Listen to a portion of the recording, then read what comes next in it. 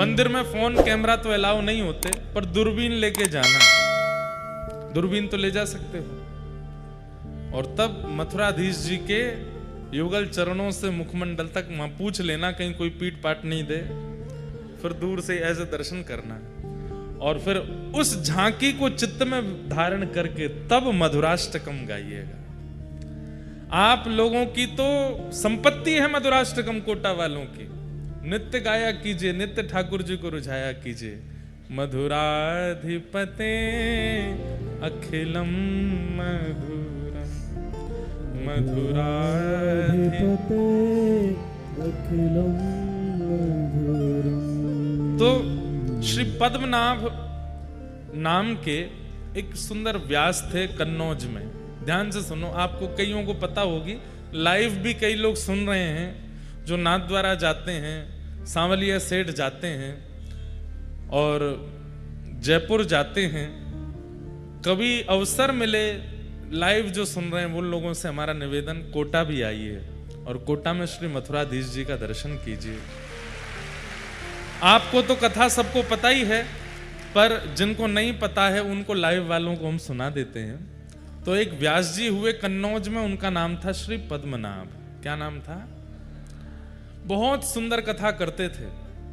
हजारों लाखों की तादाद में लोग उनकी कथा सुनकर के अपनी शंकाओं का समाधान और परमानंद की प्राप्ति करते थे। परंतु उनके चित्त में इच्छा प्रकट हुई कि मैं सबका समाधान करता हूं, मेरा समाधान कौन करे। कई बार बंधुओं, कथा कहने वाले सबके समाधान करते, पर उनके चित्त में भी इच्छा होती है कि हम भी कहीं किसी गुरु आश्रय में जाएं जो हमारा समाधान करे। और एक बात बताएं, वक्ता अगर इस प्रकार की वृत्ति रखता है उसको अहंकार कभी नहीं हो सकता। नहीं तो इस व्यासपीठ पे अहम बहुत जल्दी आ जाता है। इतने लोग प्रणाम करते हैं, इतने लोग वंदन करते हैं, इतने लोग सब आगे पीछे घूमते हैं, सब करते हैं, तो अहम आना बहुत स्वाभाविक हो जाता है। लेकिन व्यासपीठ पर बैठा वक्ता भी अपने ऊपर किसी आचार्य को मानता है और उनके सदा शरणागत में रहता है, तो उसके अंदर अहम नहीं आ सकता। तो श्री पद्मनाभ व्यास जी ने मन में विचार किया कि पद्मनाभ दास जी ने कि मैं किसके आश्रय में जाऊं, मेरा समाधान कौन करे। इसी भावना से कथा कहते थे कि हे भागवत जी, आप कृपा करो कि मेरे समाधान करने वाले गुरु भी आवे। तभी कन्नौज में श्रीमद वल्लभाचार्य महाप्रभु जी का आगमन हुआ। बंधुओं, श्रीमद वल्लभाचार्य जी कौन है? भगवान के मुख का अवतार हैं। ठाकुर जी की प्रत्येक वस्तु अवतार धारण करती है। आप कहेंगे क्यों? उनको आवश्यकता क्या है? भगवान के कंगन भी अवतार लेते हैं, भगवान का मुकुट भी अवतार लेता है, ठाकुर जी की वंशी भी अवतार लेती है, ठाकुर जी की पीतांबरी भी अवतार लेती है। ये सब भी आचार्य रूप धारण करके आते हैं। कहां तक कहूं, ठाकुर जी के अश्रु बिंदु भी अवतार लेते हैं। क्यों? क्योंकि सब लोग इधर देखो, अति सामीप्य में वैल्यू नहीं होती। ठाकुर जी के जितने भी आयुध हैं, ठाकुर जी के जितने भी श्रृंगार हैं, स्वयं ठाकुर जी का मुखमंडल, हस्त कमल, चरण कमल, ये सब भी विचार करते हैं कि हम ठाकुर जी के इतने समीप रहते हैं कि ठाकुर जी को सामने से देखने का अनुभव हमको नहीं हो पाता। अब विचार कीजिए, भगवान के मुखमंडल को ही इच्छा हो रही है कि मैं भी ठाकुर जी के मुखमंडल को देखूं। कैसे देख सकते हैं? प्रतिबिंब में ही देख सकते हैं। तब भगवान के मुखमंडल ही श्रीमद महाप्रभु जी के रूप में प्रकट हुए। मतलब महाप्रभु वल्लभाचार्य जी का दर्शन जिन्होंने किया, उन्होंने साक्षात ठाकुर जी के मुख का दर्शन किया। तो महाप्रभु जी प्रकट हुए। यशोदा जी का अवतार भी माना जाता है श्री यशोदा जी के भाव से, पर गोसाई जी में यशोदा जी के भाव ज्यादा अनुभव होते हैं। गोसाई श्री विठलनाथ जी महाप्रभु जी के पुत्र। तो महाप्रभु जी का कन्नौज आगमन हुआ। तब पद्मनाभ दास जी उनकी कथा सुनने के लिए गए। तब कथा में जैसे ही एक बात आप अनुभव करेंगे, कथा का एक स्वरूप होता है, जिज्ञासा लेकर के घर से चलिए कि मुझे इस बारे में जानना है। आप आश्चर्य करेंगे, हमें मत बताइएगा, या किसी भी कथा में जाकर के व्यास जी को मत बताइएगा। आप जिज्ञासा लेकर के कथा में आइए, किसी ना किसी रूप में, ध्यान से सुनिएगा, आपकी जिज्ञासा का समाधान अपने आप व्यासपीठ दे देगी। ये कथा का एक चमत्कार समझ लीजिए। यहां जिज्ञासा लेके बैठे, पर हां, जिज्ञासा के रूप में ये नहीं होना चाहिए कि मेरा ब्याह कब होएगा, या मेरी पत्नी मोते लड़नों बंद कब करेगी, मेरे बच्चे मेरी बात कब मानेंगे। संसारी भावना नहीं, जिज्ञासा होनी चाहिए आत्म कल्याण की। आप आकर के बैठो, आपकी जिज्ञासा का समाधान कथा करेगी। तो पद्मनाभ दास जी के चित्त में क्या जिज्ञासा थी? मैं इतनी कथाएं करता हूं, इतने लोगों के समाधान करता हूं, पर मेरे चित्त को शांति क्यों नहीं मिलती? और आप इसी जिज्ञासा से आकर के जब कथा में बैठे, उसी समय महाप्रभु जी ने एक प्रसंग कहा, और प्रसंग में कहा कि भैया ठाकुर जी की सेवा करने वाले, ठाकुर जी की कथा सुनाने वाले, ठाकुर जी के समीप रह करके किसी भी प्रकार की सेवा का क्रम करने वाले को अपनी जीविका के लिए ठाकुर जी का प्रयोग नहीं करना चाहिए। समझ में आई बात? ठाकुर जी सजा धजा के बैठा दिए कि लोग बागा में चढ़ावा चढ़ावे, तो उस चढ़ावे से मेरे घर चले, कथा करें, उस पर चढ़ावा आवे, उससे हमारा घर परिवार चले। ठाकुर जी जीविका नहीं होने चाहिए। कर भी लो अगर जीविका के रूप में, तो उसमें कोई दोष नहीं है। ठाकुर जी को तो प्रसन्नता ही होती है कि चलो भैया मोते तेरो घर चले तो चला ले, मोते अगर तेरो सब चले तो कर ले। लेकिन यदि किसी व्यक्ति को परम सुख की प्राप्ति करनी है, तो ठाकुर जी का क्रम अपनी जीविका के लिए ना करे। ये बात महाप्रभु जी कथा में कह रहे थे, और इसी बात को पद्मनाभ दास जी बैठ करके सुन रहे थे। पद्मनाभ दास जी बोले, मेरा तो पूरा घर कथा से ही चलता है, मेरा तो सब कुछ कथा से ही होता है। महाप्रभु जी इस बात को कह रहे हैं, तो मैं इसको पालन करके देखूं। दिक्कतें तो बढ़ जाएंगी, क्योंकि हमारा सर्वस्व कथा ही है, लेकिन आप इतने बड़े आचार्य चरण अगर इस बात को कह रहे हैं, तो एक बार पालन करके देखें। और उन्होंने उसी दिन प्रण ले लिया कि आज के बाद घर चलाने के लिए सत्यनारायण की कथा कर लेंगे, घर चलाने के लिए महाभारत की कथा कर लेंगे, रामायण की कथा कर लेंगे, पर भागवत जी की कथा अयाचक वृत्ति से होगी। हमारे संगी साथियों को देना हो तो दीजिए, हमको कुछ नहीं चाहिए। ये प्रण श्री पद्मनाभ दास जी ने धारण कर लिया, और ये भाव धारण करते ही आपने जैसे ही कथा कहना प्रारंभ किया, इतना परम शांति के अनुभव हुए, ऐसे ऐसे अनुभव ठाकुर जी के उनको होने लगे। समझ गए, बोले कि यही मेरे आचार्य हैं, जिनकी एक वाणी से मुझे परम समाधान मिला, यही मेरे गुरु हैं। गुरु कौन? गुरु वही जो हरि सो मिलावे, गुरु वही जो हरि की राह दिखावे, गुरु वही जो सब तज वृंदा विपिन बसावे। वो गुरु है। वो गुरु नहीं जिसके आश्रय में जाने से आप और संसार के हो गए, वो गुरु जिसके आश्रय में आने से, जिसकी वाणी सुनने से और संसार छूट गया, वो गुरु है। जिसकी वाणी, जिसकी उपस्थिति, जिसकी कथा ठाकुर जी के और समीप ले जावे, वो गुरु है। पद्मनाभ दास जी महाप्रभु जी के शरणागत हो गए और कहा कि प्रभु अब आप मुझे स्वीकार करो, मैं आपसे परम प्रसन्न हूं, आपने मेरे जीवन के समाधान कर दी, अब मैं परम आनंद में रहता हूं, भागवत जी बिल्कुल अयाचक वृत्ति से करता हूं और मुझे इतना सुख मिलता है। मेरे घर वालों को दिक्कत होती है, घर में धन नहीं जाता, थोड़े धन आदि की तंगी हो जाती है, लेकिन मुझे परम सुख मिलता है। और पद्मनाभ दास जी महाप्रभु जी के अनुयायी हो गए। महाप्रभु जी यदा कदा कहीं कहीं जाते तो पद्मनाभ दास जी को संग लेके जाते थे। गुरु भी कई बार शिष्य के शिष्यत्व को परखता है,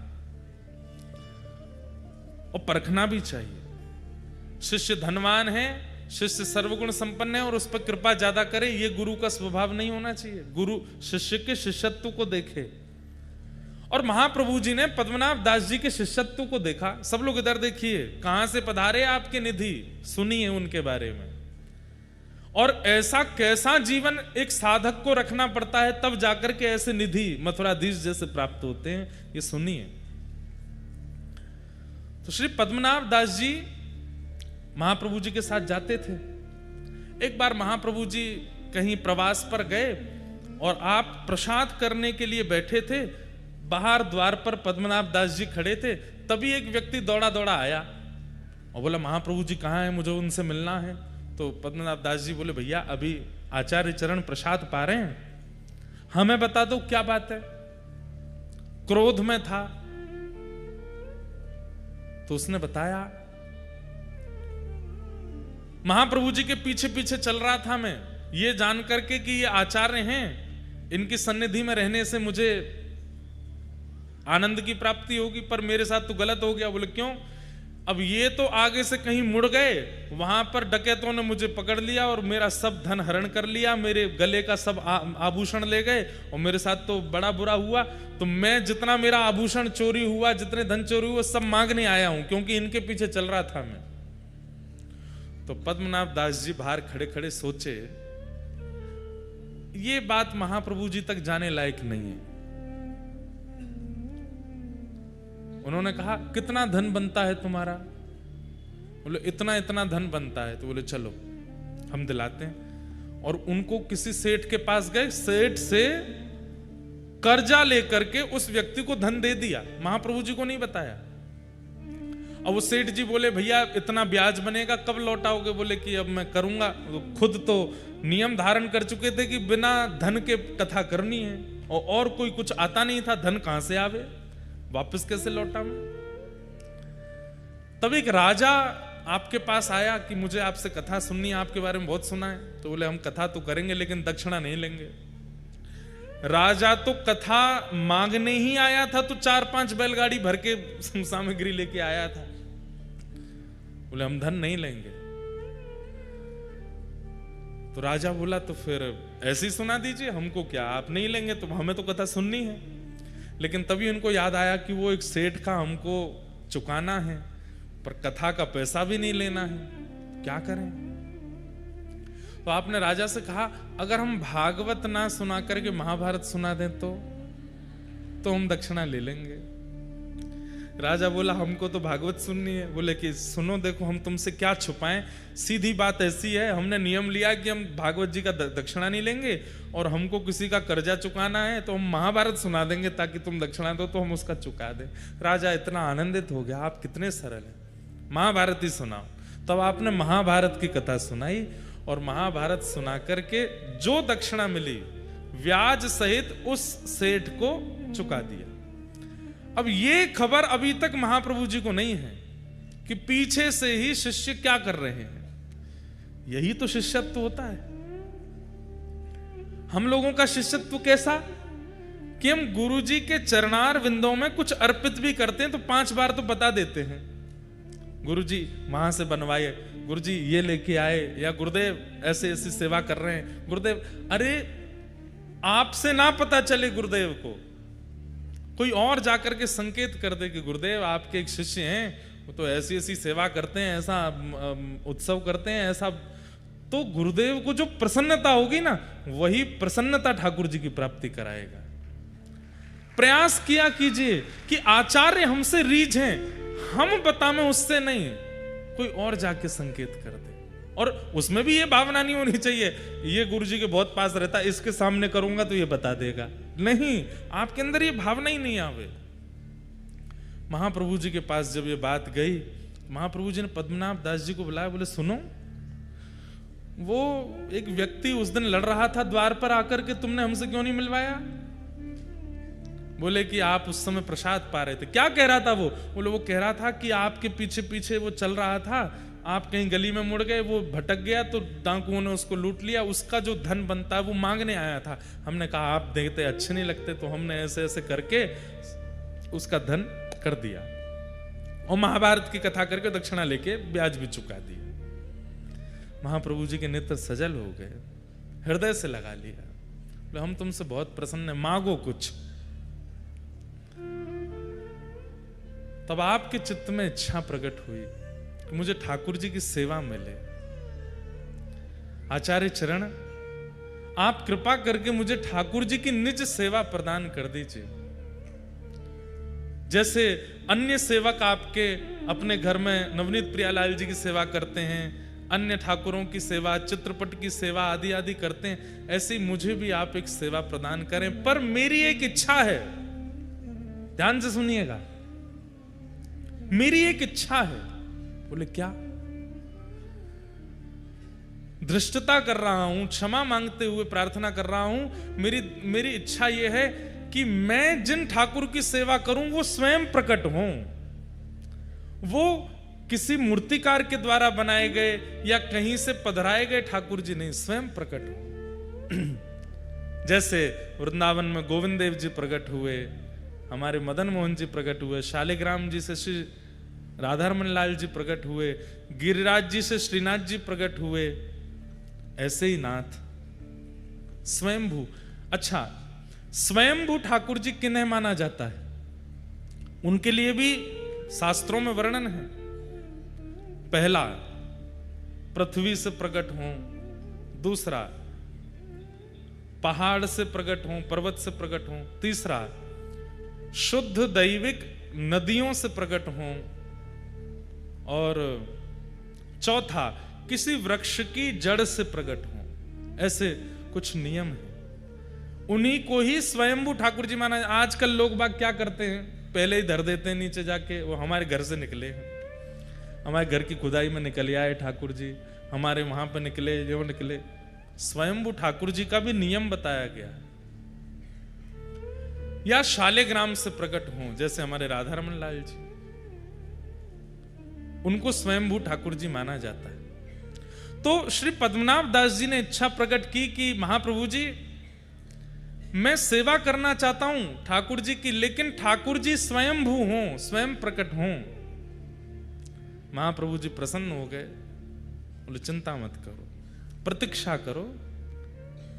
अगर सेवा चाहते हो तो सेवा तो आज से पधरा दें, लेकिन तुम्हारी इच्छा स्वयंभू की है तो स्वयंभू के लिए चित्त में ठाकुर जी को विराजमान करो और बस प्रतीक्षा करो। कृपा होगी तो ठाकुर जी प्रकट होंगे। पद्मनाभ दास जी बोले, ठाकुर जी की कृपा कब होगी पता नहीं, वो तो 1 जन्म 2 जन्म 10 जन्म लगा देते हैं, पर गुरु प्रसन्न हो जाएंगे तो अभी हो जाएगी। आप बस रीच करके कह दीजिए कि ठाकुर जी मिलेंगे। महाप्रभु जी बोले, हम आशीष देते हैं कि ठाकुर जी मिलेंगे, बस प्रतीक्षा करो। अब प्रतीक्षा करो यह शब्द कहा तो इसके बाद शिष्य का यह मतलब नहीं होता कि रोज पूछे और कितनी प्रतीक्षा और कितने दिन। नहीं, प्रतीक्षा मतलब अब करते ही रहो, पूछो नहीं दोबारा। अनेक वर्षों तक प्रतीक्षा की।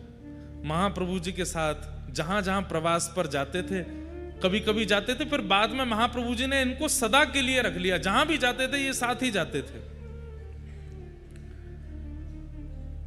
प्रवास करते हुए एक दिन आप गोकुल पधारे, पद्मनाभ जी साथ में पधारे, और गोकुल में संध्या के समय पर महाप्रभु जी यमुना जी के तट पर बैठ करके संध्या कर रहे थे, और दूर बैठ करके श्री पद्मनाभ दास जी अपने गुरुदेव को बस देखते ही रहते थे, दर्शन ही करते रहते थे।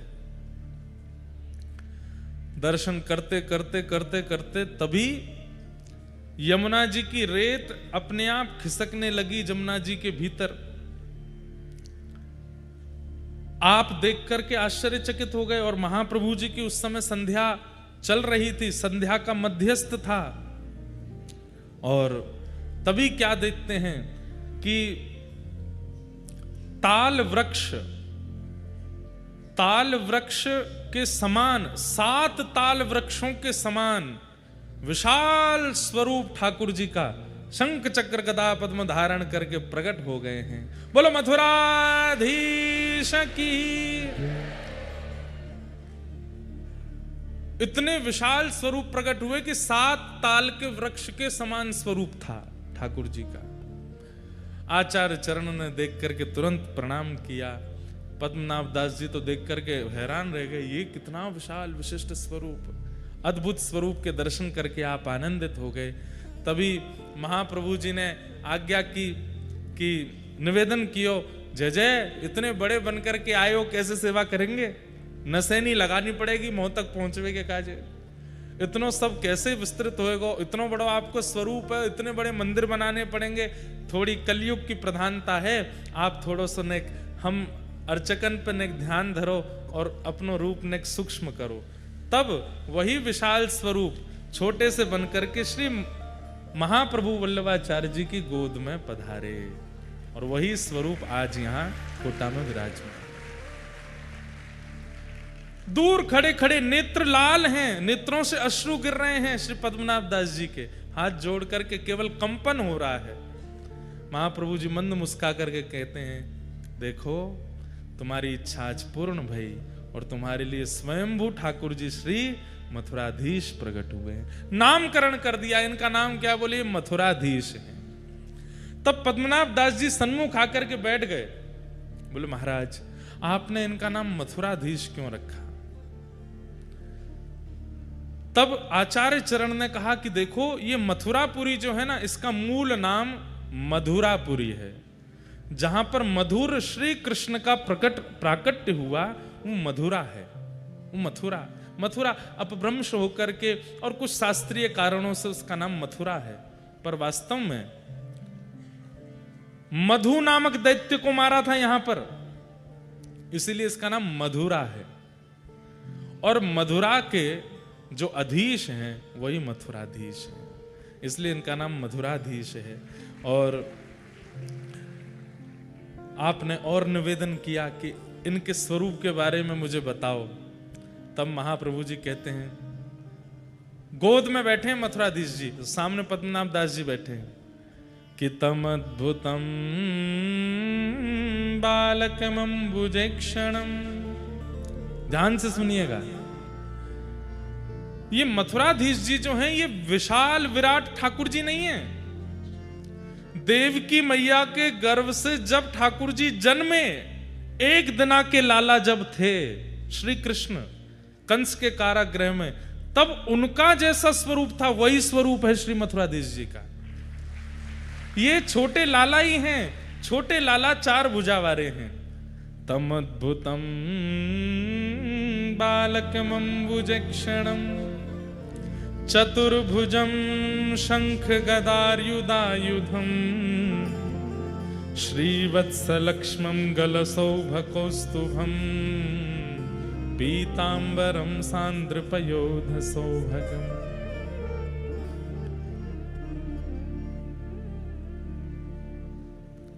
महाप्रभु जी कहे, पद्मनाभ दास एक बार कहीं कथा में तुमने ठाकुर जी का प्राकट्य सुना था, और ठाकुर जी के उस प्राकट्य को सुनकर के तुम इतने भावुक हो गए, इतने भावुक हो गए, उसी समय ठाकुर जी ने निश्चित कर लिया कि यही स्वरूप तुमको प्राप्त होगा, क्योंकि जिस स्वरूप को सुनकर के तुम इतने प्रेमवश हुए हो वही स्वरूप तुम्हारे पास आएगा, और वही स्वरूप आज आया है। देवकी मैया के गर्भ से जन्म लेते ही ठाकुर जी का जो स्वरूप है, छोटे से लाला हैं, शंख चक्र गदा पद्म हाथ में धारण किए हैं, वही लाला तुम्हारे लिए आए। शंख चक्र गदा पद्म का अर्थ क्या है बंधुओं? पृथ्वी, अग्नि, जल, वायु और आकाश, ये पंच तत्व हैं। बहुत ध्यान से सुनिए सब लोग, इधर देखो, इधर देखो, सुनो। भगवान के चतुर्भुज रूप में जो शंख है ये जल तत्व है। शंख का प्रादुर्भाव कहां से होता है? कहां से होता है? जल से होता है। तो जल तत्व के रूप में शंख विराजमान है।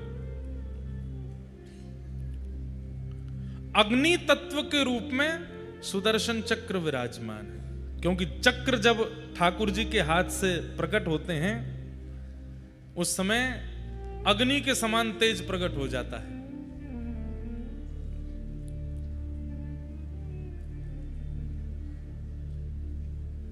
और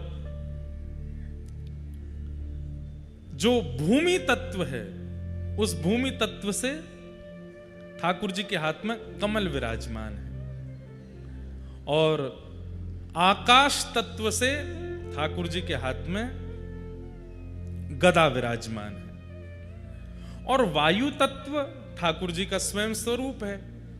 कैसे?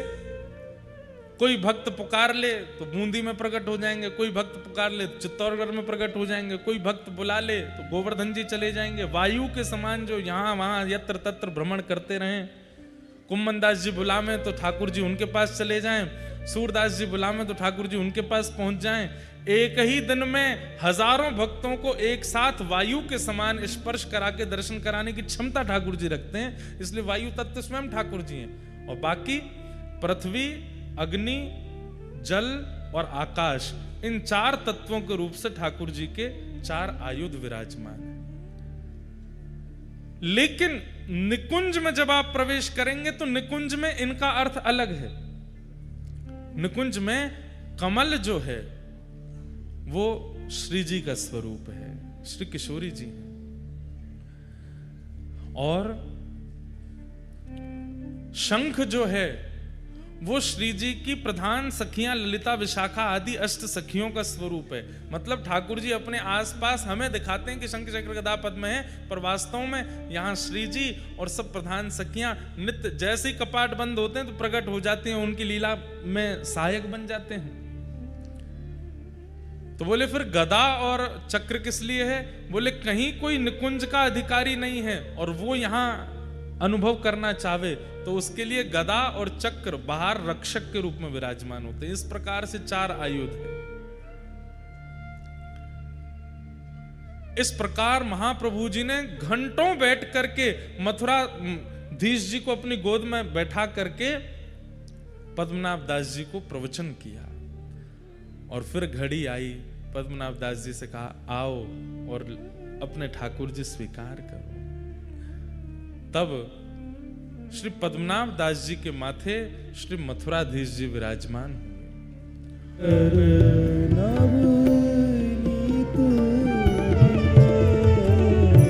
शोभित कर नवनीत लिए, शोभित कर। कैसे हैं? घुटरुन चलत रेणुतन मंडित, घुटरुन चलत रेणुतन मंडित, घुटरुन चलत रेणुतन मंडित, घुटरुन चलत रेणुतन। और कैसे हैं? मुख दधि लेप किए,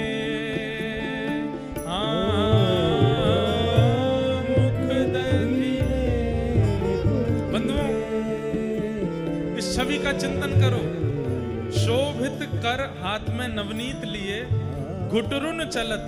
अब इसमें एक बात है, कभी एकांत में करके देखना। इधर देखो सब लोग, एक हाथ ऊपर उठा लेना, दोनों घुटने नीचे टेक करके, और एक अब चल के देखना, चल पाओगे आप? लेकिन ठाकुर जी चल रहे हैं तो कैसे चल रहे हैं? 3 व्हीलर बन गए ठाकुर जी।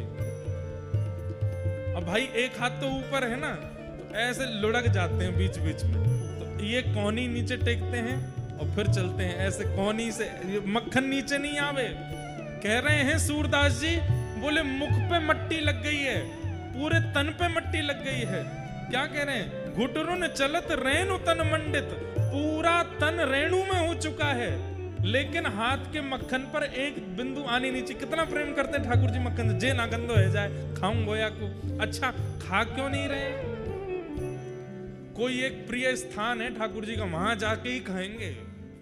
सब जगह बैठ के नहीं खाऊंगा, एकांत में बैठ खाऊंगा, कहीं दाऊ दादा आके छीन नहीं ले। शोभित कर नवनीत लिए, शोभित कर नवनीत, घुटरुन चलत रेणु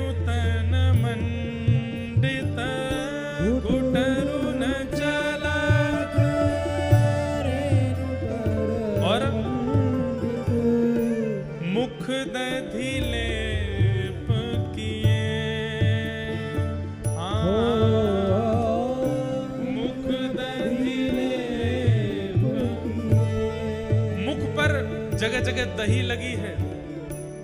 कैसी सुंदर ठाकुर जी की छवि है। चारू कपोल, चारू कपोल, कपोल मतलब गाल।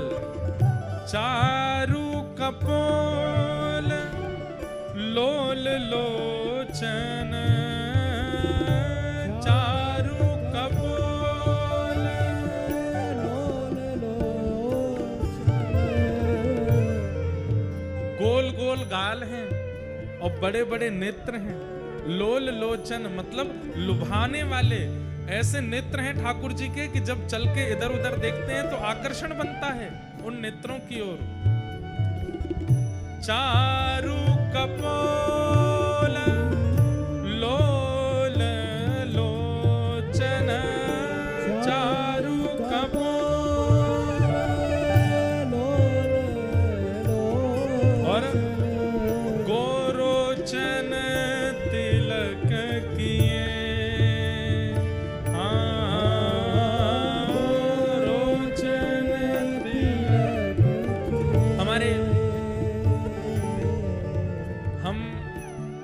आधे तो रामानुजी हैं और आधे पुष्टि मार्गी हैं। क्यों?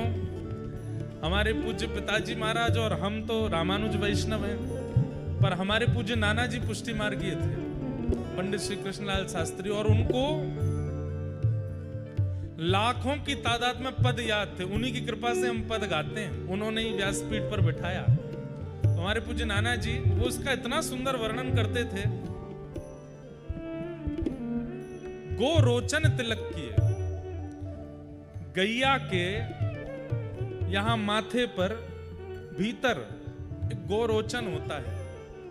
किसी किसी गाय के नासिका से वो रोचन प्रकट होता है। वो मल की तरह नहीं होता, वो गंदा नहीं होता, उसमें इत्र की तरह सुगंधी होती है। वो गोरोचन यहां से प्रकट होता है किसी किसी गाय के। लाखों में से किसी एक गैया के प्रकट होता है गोरोचन। वह गोरोचन का तिलक लगाती है यशोदा मैया लाला को। 9 लाख गैया हैं तो महीना 1.5 महीना में एक गैया के गोरोचन प्रकट हो जाता है। आजकल संभव नहीं है, और होता होगा तो पता नहीं, लोगों को खबर नहीं होगी इसलिए उसका पता नहीं चलता।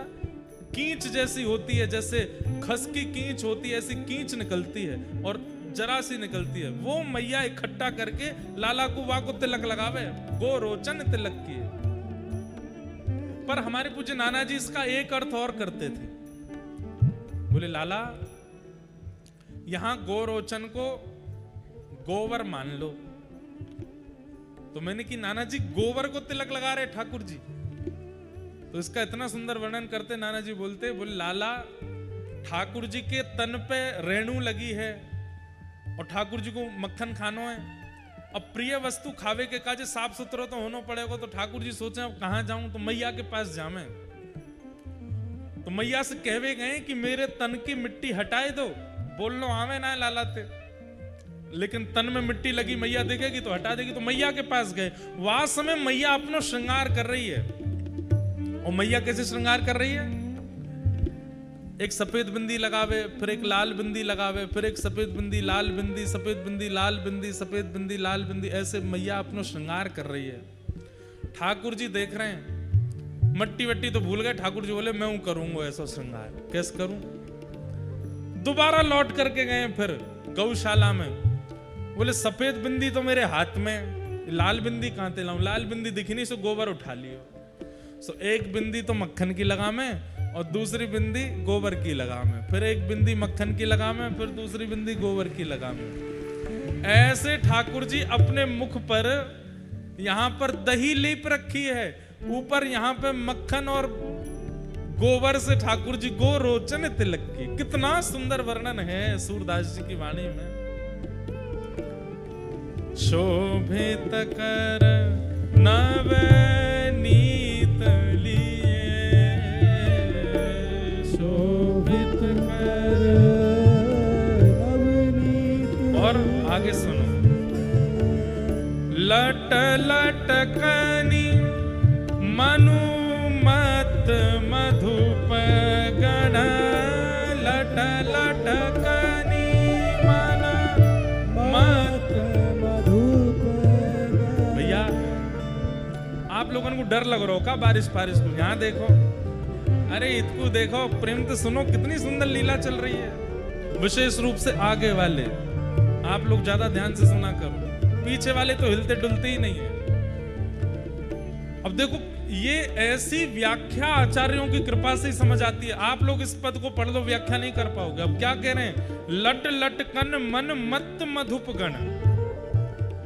बोले ठाकुर जी के जो घुंघराले केश हैं वो यहाँ पर जो चोटी बनी है वहां में से निकर निकर के नेक नेक बाहर आ गए। तो एक लट यहाँ से आई है, एक लट यहाँ से आई है, एक लट यूं आई है। तो ठाकुर जी बीच बीच में अपनी लटन को संवार रहे हैं।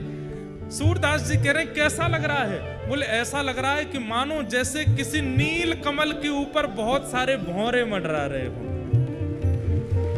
लट लट कान मनु मत मधुप गण, लट लट कान मत मधुप गण, माधक मधु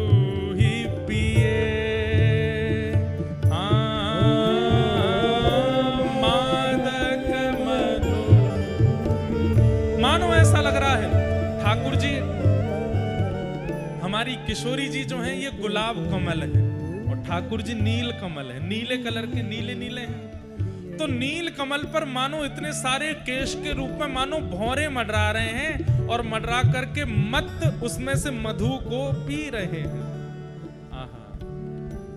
और कठुला कंठ वज्र केहरी नख, कठुला कंठ।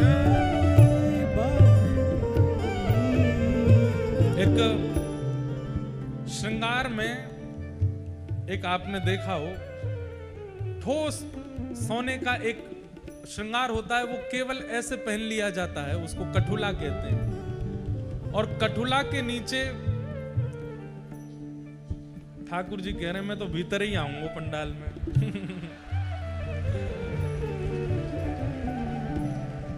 ऐसा सुंदर वर्णन है रो तो मन तो करेगो। इस समय देखो आप इधर की तरफ देखो, जो प्रकाश है यही श्री ठाकुर जी को वर्ण है। ऐसे ही है श्याम सुंदर, ऐसा ही वर्ण है बिल्कुल। नील सरोरुह, ना तो नीले हैं ना काले हैं, ऐसे हैं। उनका वर्णन ऐसा ही है। आहा। कठुला कंठ, और मैया केवल 2 माल पहनाती है लाला को, कंठ में कठुला पहनाती है और नीचे बाघ नख। जो बाघ होता है उसके नाखून, 2 नाखून ऐसे विपरीत करके यहाँ बग नखा पहनते हैं, इससे लाला को नजर ना लगे। तो कैसे हैं ठाकुर जी? इसलिए हम कहते हैं कि जय जय को ठाकुर जी को बग नखा जरूर पहनाओ। और नख यदि बाघ का कहीं संभव, बाघ को पकड़ करके नहीं लेना, पकड़ के ले भी नहीं पाओगे। कहते हैं कि जब बाघ चलता है तो कहीं कहीं उसके नाखून टूट के गिर जाते हैं, तो कोई फॉरेस्ट वाले आपके जानकार हो तो उनसे मंगवाओ। और अगर संभावना नहीं बन सकती बाघ नख की, तो फिर बाघ नख की तरह सोना चांदी या कोई भी धातु उसकी आकृति में बनवा के पहना दो, उससे ठाकुर जी को नजर गुजर नहीं लगती। ठाकुर जी को नजर नहीं लगेगी तो सेवक को भी नहीं लगेगी, वाके सेवक परिवार को भी नहीं लगेगी। बग नखा पहनाओ। कठुला कंठ वज्र केहरी नख, कठुला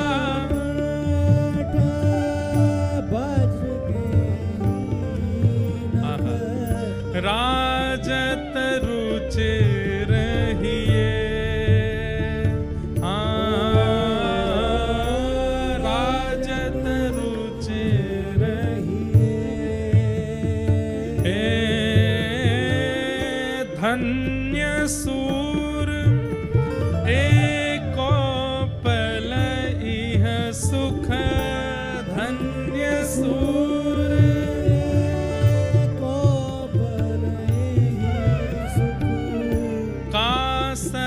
कल्प जिए।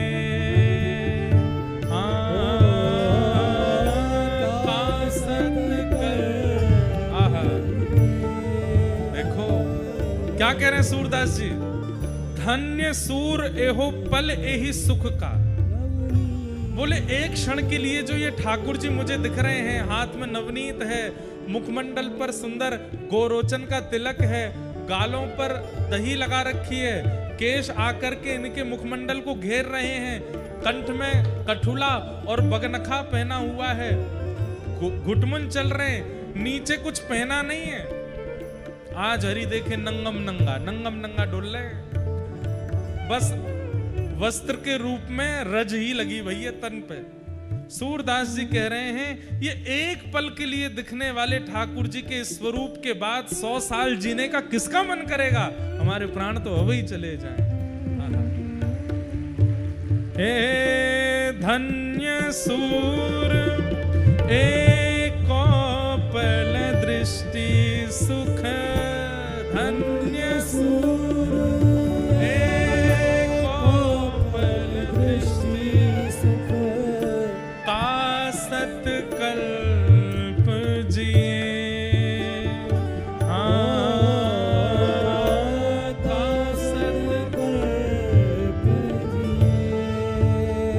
जिए, शोभित कर नवनीत लिए, शोभित कर नवनीत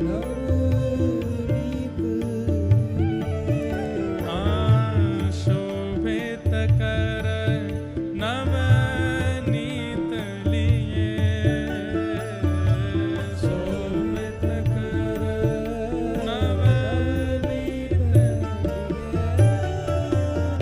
बोलो बाल गोपाल लाल की। जिनके घर पे नवनीत प्रिया लाल लड्डू गोपाल विराज रहे हैं, रोज ये पद गानो चाहिए ठाकुर जी के आगे, और इसी भाव से दर्शन करना चाहिए। श्रृंगार करने के बाद जब ठाकुर जी को देखो, कभी कभी ठाकुर जी को गौशाला ले जाया करो, और नहीं जा सके गौशाला तो गौशाला ते नेक रज, नेक गोबर, नेक मटका में दही, नेक मक्खन लियाया करो, और दोपहर में राजभोग करावे के बाद नेक नेक लेप दे करो, यहाँ लगा दिया थोड़ी देर, बस एक अपने दर्शन के लिए थोड़ी देर देखने के बाद में नेक बलियां लेके फिर पहुंच पांच के बैठा दो, अब ठीक है हमने कर लिए दर्शन। कितनी सुंदर झांकी। भीष्म पितामह कहते हैं ललित गति विलास वल गुहास, प्रणय निरीक्षण कल्पितो रुमान, कृतमनुकृतवत्य उन्मदान्ध, प्रकृति मगन किल यस्य गोपवध्व। जिस प्रकार गोपियों को आपका दर्शन होता है, ब्रज रानी यशोदा जी को आपका दर्शन होता है, नंद बाबा को आपका दर्शन होता है, वो दर्शन मुझे लाभ नहीं मिला नाथ, कृपा करके अगले जन्म में मुझे ब्रज की गोपी बना करके भेजना, ताकि मैं भी दही मत करके मक्खन निकाल के धरूं और आप मेरे घर आओ, वाकु चोरी करवे के काज। ये भीष्म पितामह मांग रहे हैं ठाकुर जी से। इस प्रकार भीष्म पितामह ने भगवान की स्तुति गाई। लाला भैया जाड़ों से लग रहा कि इसी ने बंद कराए दो, ऐसा लग रहा कितनी ठंड है गई है आज।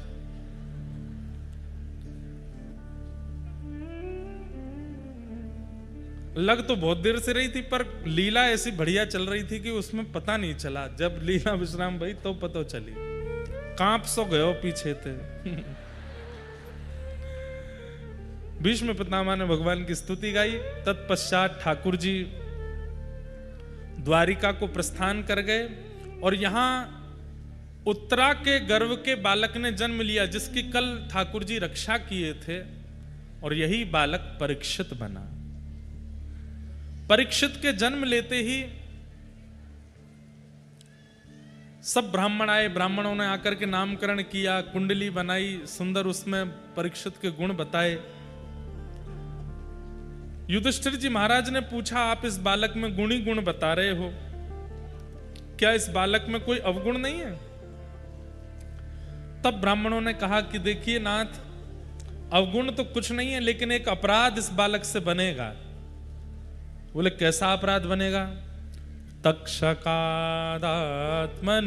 मृत्युम द्विजपुत्रोपसर्जितात् प्रपत्स्यत उपश्रुत्य मुक्त संक पदम हरे। ये बालक एक ब्राह्मण का अपमान करेगा और जिसके कारण तक्षक सर्प के द्वारा डमसन से मृत्यु का इसको श्राप लगेगा। बता दिया। जो लोग ज्योतिष पर कभी कभी प्रश्न उठाते हैं कि ज्योतिष शास्त्र होता भी है कि नहीं, ये सब होता भी है कि नहीं, क्यों नहीं होता, भागवत जी में लिखा है। और भगवान के नेत्र हैं ज्योतिष, पर उनके ज्ञाता अच्छे होने चाहिए, जानकार अच्छे होने चाहिए। और दूसरी बात, जिज्ञासु के चित्त में हर बात को पूछने की जिज्ञासा नहीं होनी चाहिए। ये बता दो कल क्या होगा, ये बता दो परसों क्या होगा, आगे क्या होगा। ये इतनी ज्यादा ज्योतिष के पीछे भी नहीं पड़ना चाहिए। बहुत जरूरी हो तभी जाकर के ज्योतिष का आश्रय लेना चाहिए।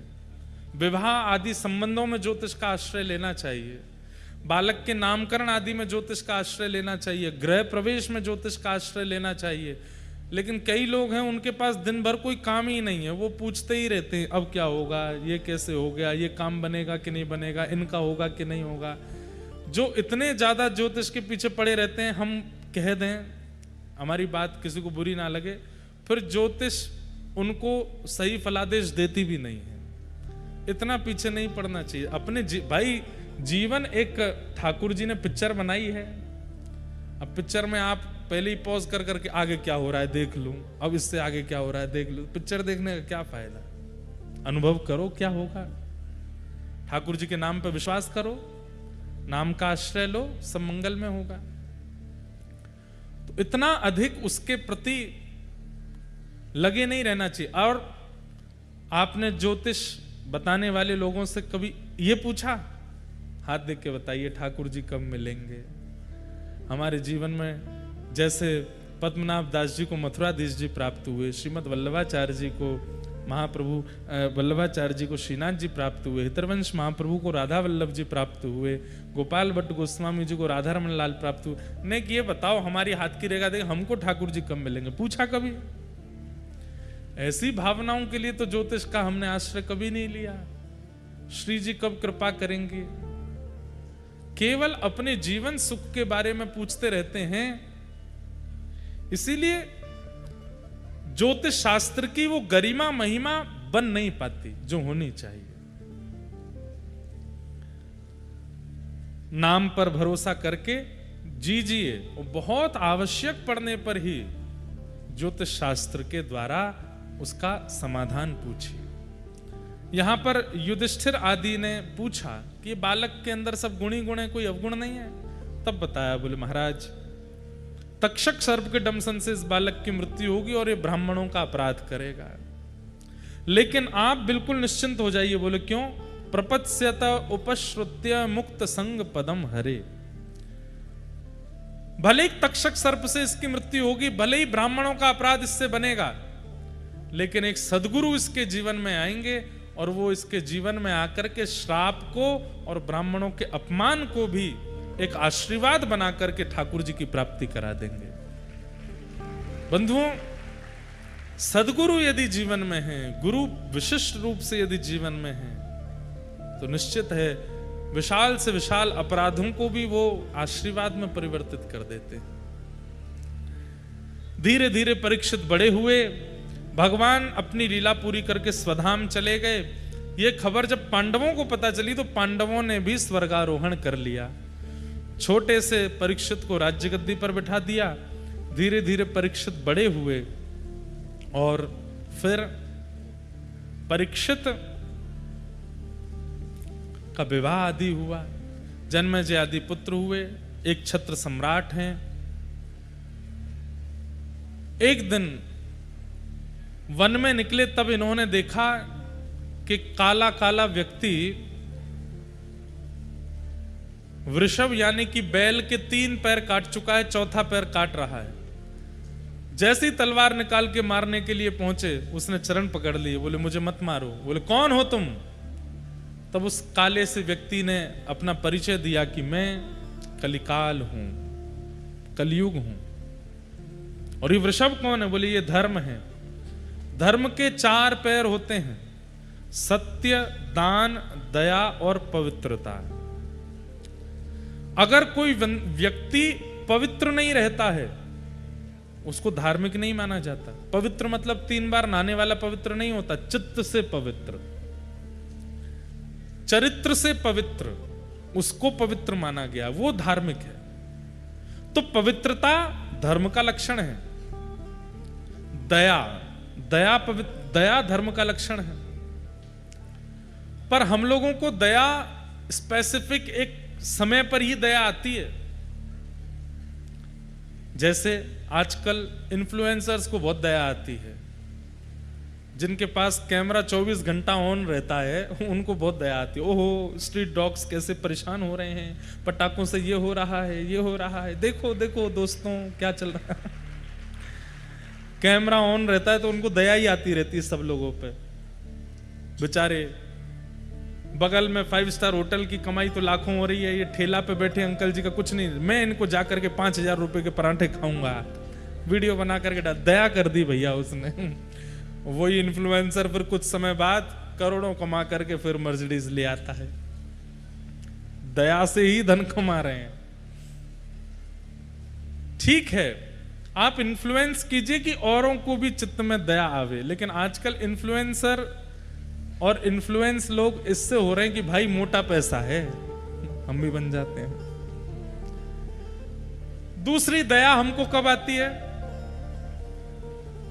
किसी व्यक्ति को सुखी देख करके कभी दया नहीं आती, दुखी व्यक्ति पे ही दया आती है।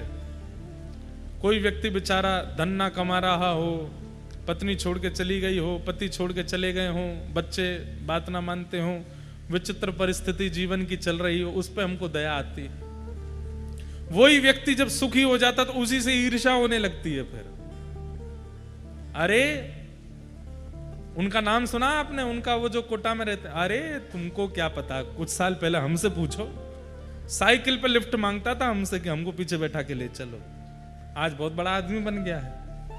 व्यक्ति सुखी होते ही हमको उसके प्रति दया खत्म हो जाती है। दया का मतलब किसी पर सिंपैथी करना नहीं होता। दया का मतलब किसी के ऊपर करुणा करना और उस पर उसको बेचारा लाचार समझ करके उस पर कृपा करना, इसको दया नहीं कहते हैं।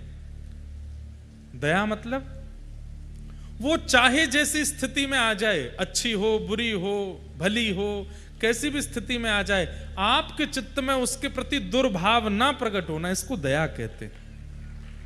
ये दया है। कोई व्यक्ति गलत कर रहा है तो आपके मन में यह भाव आना चाहिए कि ये गलत किस लिए कर रहा है, ऐसा क्या कारण बना कि इसको गलत करना पड़ा। ये विचारधारा जो चित्त में है, इसको दया कहते हैं।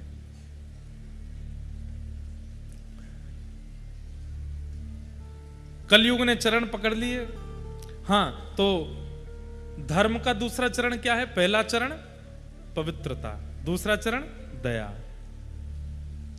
तीसरा चरण दान। कल मैंने दान के विषय में थोड़ा कहा था। और चौथा चरण है सत्य। ये 4 चरण हैं धर्म के। अगर इन चारों में से एक का भी आश्रय व्यक्ति लेता है तो वो धार्मिक माना जाएगा, चारों का ले ले तो परम धार्मिक माना जाए।